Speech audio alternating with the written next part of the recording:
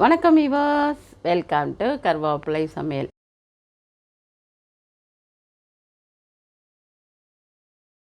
பாருங்கள், இன்றைக்கி நம்ம கிருஷ்ண ஜெயந்திக்கு ரவா லாடு பண்ண போகிறோம். இன்னொன்று ஹெல்த்தியான ஒன்றும் பண்ண போகிறேன். அடுத்தது பாருங்கள், அது ரொம்ப ஈஸியாக இருக்கும். இது பண்ண முடியலனாலும் அது பண்ணலாம். வீடியோவை ஃபுல்லாக பாருங்கள். ஏன்னா பாதி பார்த்துட்டு கேள்வி கேட்குறீங்க. வீடியோலேயே சொல்லியிருப்பேன், ஆனால் கேள்வி கேட்குறீங்க. அதனால் வீடியோவை ஃபுல்லாக பாருங்கள். இப்போ நம்ம இந்த ஒரு கப்பு ஃபுல்லாக எடுத்து ரவையை வறுக்கிறோம். ரவை எப்படி வறுக்கணுன்னா, நல்லா வாசனை வரணும். அந்த ரவை வாசனை அப்போ தான் உங்களுக்கு கெடாமல் இருக்கும்.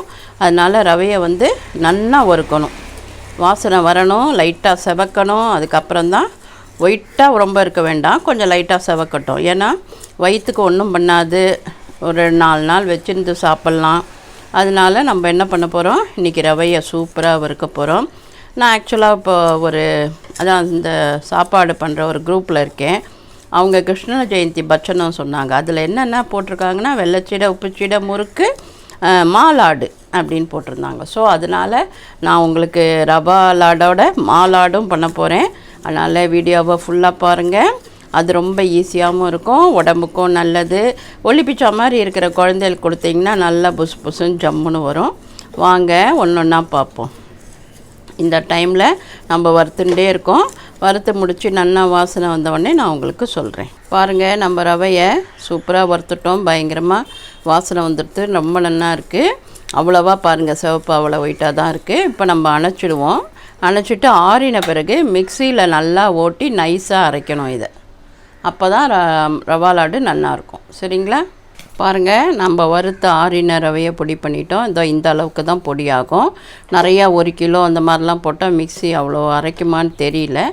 கொஞ்சம் கொஞ்சமாக போட்டு அரைக்கணும். நீங்கள் அரைக்கிறதா இருந்தால், நிறையா பண்ணுறதா இருந்தால் கொஞ்சம் கொஞ்சமாக போட்டு அரைங்க. இங்கே பாருங்கள், இப்போ நான் இந்த கப்பில் ரவை எடுத்தேன்னா அதே கப்பில் சர்க்கரை எடுத்திருக்கேன். சர்க்கரை எடுத்து இதை பாருங்கள், நல்லா பொடி பண்ணி எடுத்துன்னு வந்திருக்கேன். இந்த பொடி பண்ண சர்க்கரையை இதில் சேர்த்துடணும்.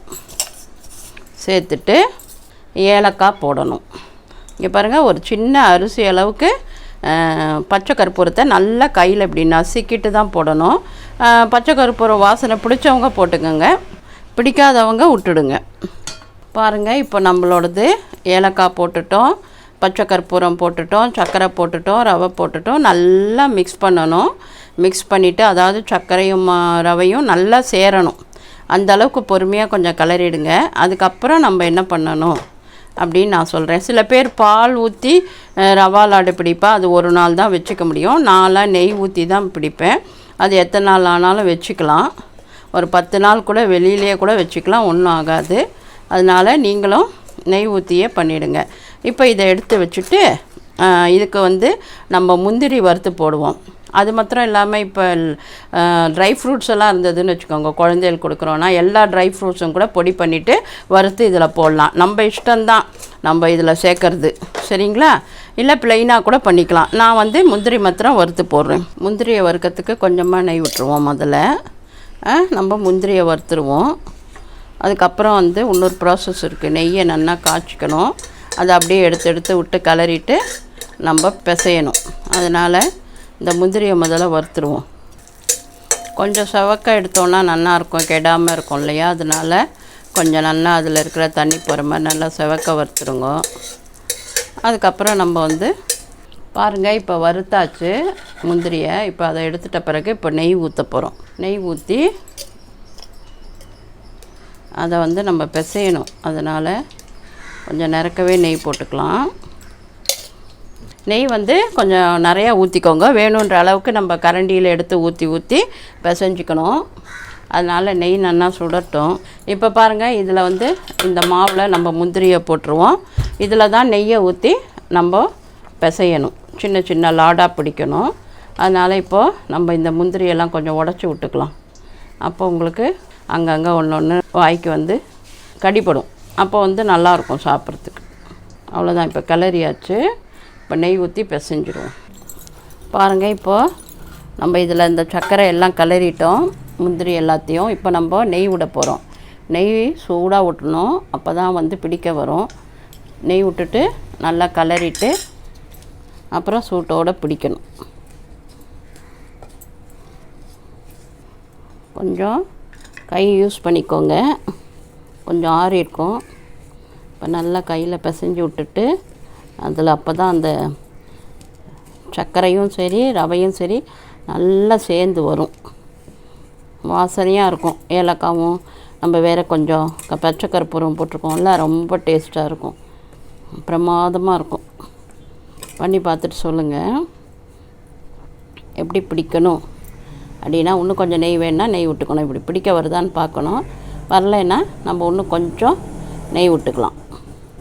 ஆனால் அழுத்தி பிடிக்கணும், அப்போ தான் உங்களுக்கு இது பாருங்கள் சூப்பராக வரும்.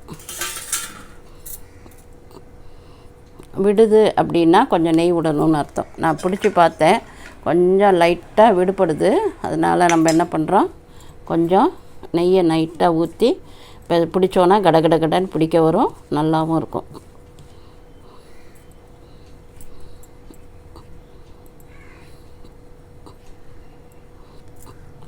அவ்வளோதான். இது பாருங்கள், இப்படி தான் நம்ம பிடிக்கணும் எல்லாத்தையுமே, லாடு எல்லாத்தையும். அழுத்தம் கொடுத்தீங்கன்னா அப்படியே பிடிச்சிடும்.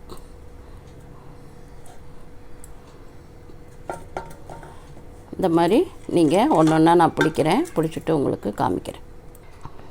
முதல்ல கொஞ்சம் சுமாராக பிடிச்ச பிறகு நீங்கள் என்ன பண்ணணும், திருப்பியும் கொஞ்சம் அழுத்தி பிடிச்சிங்கன்னா அப்படியே இருக்கும். இது வந்து வெளியிலேயே வச்சுக்கலாம், ஒரு வாரம் கூட கெடாது. இதே பால் ஊற்றி கொஞ்சம் பிடிக்க வரலன்னு பிடிச்சிங்கன்னா ஃப்ரிட்ஜில் வச்சு சாப்பிடுங்க. இது வந்து சுவாமிக்கு நைவேத்தியம் பண்ணிக்கோங்க. இப்போ கிருஷ்ண ஜெயந்திக்கு என்ஜாய் பண்ணுங்கள், சூப்பராக இருக்கும். பாருங்கள், இப்போ இது மாத்திரம் தான் போட்டிருக்கேன், ரவா லாடு மாத்திரம். அடுத்த உடச்சக்கடையில் அந்த மாலாடு வந்து நான் அடுத்த வீடியோவில் போடுறேன், வரிசையாக நான் போட்டுடுறேன். வேறு எதாவது வேணும்னாலும் கேளுங்க. ஃபுல்லாக வீடியோவை பாருங்கள், லைக் பண்ணுங்கள், ஷேர் பண்ணுங்கள், சப்ஸ்கிரைப் பண்ணுங்கள், என்ஜாய் பண்ணுங்கள். ஆரோக்கியமாக சாப்பிடுவோம், ஆரோக்கியமாக இருப்போம். நன்றி, வாழ்த்துக்கள்.